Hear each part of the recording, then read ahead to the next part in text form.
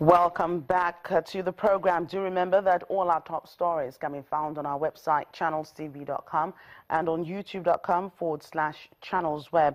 Do visit m.channelstv.com to view us live on your mobile device. You can also download the Channels TV app for Android, iOS, and Windows phones from their respective stores.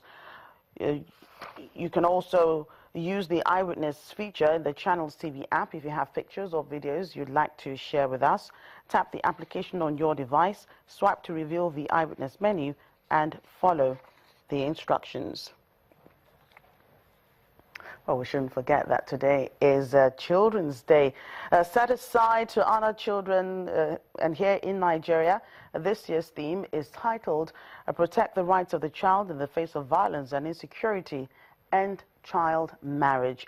And as Nigeria marks the day, the president has affirmed his commitment to fulfilling his electoral promises to Nigerians. The reassurance is contained in the president's personal message to the Nigerian children on the commemoration of this year's Children's Day. Now, President Muhammadu Buhari says his administration has already taken some steps towards securing the future of the children, insisting that it's the right of every Nigerian child to have access to quality and affordable education, as well as healthcare and other basic necessities for a good life in a peaceful and, of course, a secure environment. The president noted that it's a thing of joy that on this year's occasion, the nation can celebrate the safe return of one of the Chibok girls, Amina Ali, and many other abducted women and children who've been freed from the clutches of Boko Haram. In his words, quote, "We will also sustain and strengthen ongoing actions to protect children more effectively from violence, child labor and child trafficking, forced marriages and other related offenses. In return, I urge you all to imbibe and exhibit in greater measure the virtues of hard work, diligence, discipline, honesty, prudence, selflessness, and patriotism, which are essential for the actualization of our vision as a truly great nation." The president says the world now looks up to Nigeria as an exemplary model of democratic ideals after the smooth transition that brought the current administration to power. The returning internally displaced persons in Yobe State, northeast Nigeria, have solicited for the government's assistance with farming implements ahead of the 2016 cropping season. The chairman of Gujba local government area of the state, Kyari Batarama, is seeking the assistance from government and non-governmental organizations to help the IDPs who've returned to their homes. With relative peace currently being enjoyed across the troubled region of the northeastern states of Adamawa, Borno and Yobe, the internally displaced persons are gradually returning to their homes, hoping that security forces will continue to protect them from Boko Haram attacks. They also appeal for the provision of potable water, installation of vandalized electricity facilities, reconstruction of destroyed schools, healthcare services, and reconstruction of roads which have been in bad shape. The chairman of Guba local government area, Mr. Kyari Batarama, seeks assistance for farm implements as they prepare for the 2016 cropping season. Now, their aim is to come here earlier, is to get them prepared for the 2016 farming season. Now, we are also calling on government to provide seedlings and some other farm implements to the people so that they can be engaged in their respective farms. The Executive Director of Victim Support Fund, Professor Sunday Ochoche, says that government has concluded plans to empower the returnees through agriculture and education. We are already engaged with the process of supporting certain categories of people. We have started with children in school, and very soon, in addition to whatever physical reconstruction that may be supported by Victim Support Fund here in Buniyadi, we have programs for agricultural empowerment for women, which will be targeted at Buniyadi and both the two local governments of Gujba and Gulani. These primary schools that we have closed, we need to government to still renovate it. Lack of these primary schools these are the agendas factors those who cause these kind of insurgencies. Lack of education. The returnees believe that supplies of fertilizers, improved seedlings and other inputs will not only improve agriculture but boost the nation's economy.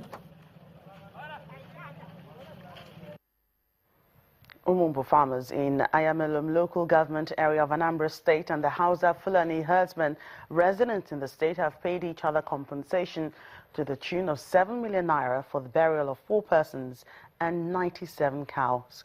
In a symbolic ceremony witnessed by the Anambra State Governor Willie Obiano and the State Cattle Menace Control Committee, the farmers paid 5.5 billion naira to the leadership of the Fulani herdsmen, while the herdsmen compensated the farmers with 1,150,000 naira.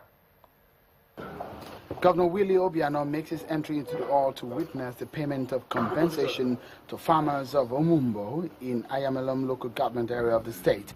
The payment of compensation was resolved after the State Cattle Menace Control Committee decided that money should be paid to people whose farmlands have been destroyed or cows killed and victims of extreme case. The secretary of the committee, Oscar Christopher, says victims will get between 100,000 and 500,000 naira. They are going to pay 500,000 naira each to the families of the deceased 2 people. In Umumbo also, the Fulani is injured 1 person. And the family is here also.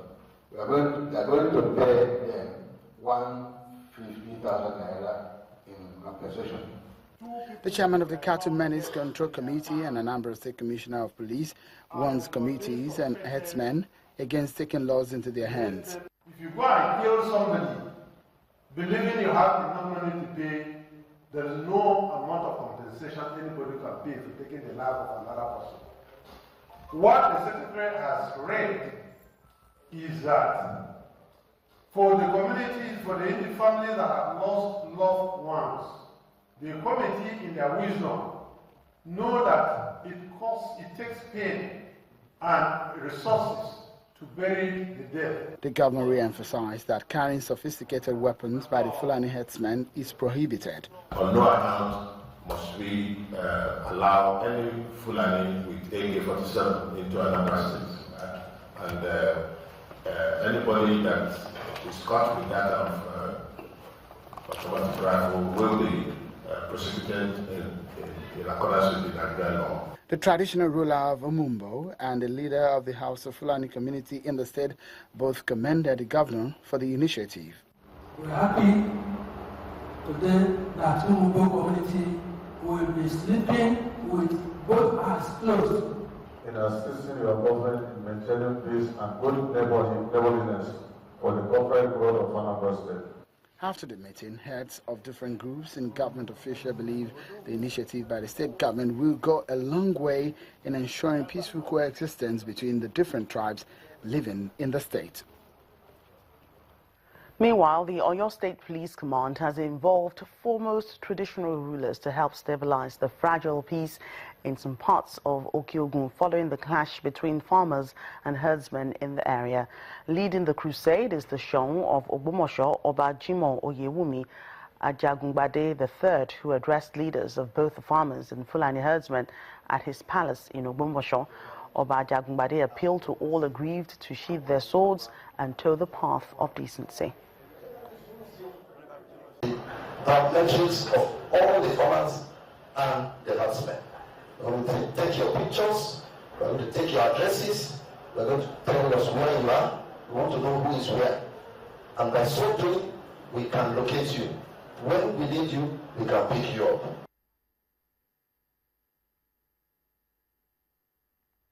I apologize there. We'll go on a quick break now. When we come back, we'll be taking a look at the 20th convocation ceremony of LASU. That's in a moment. Please stay with us.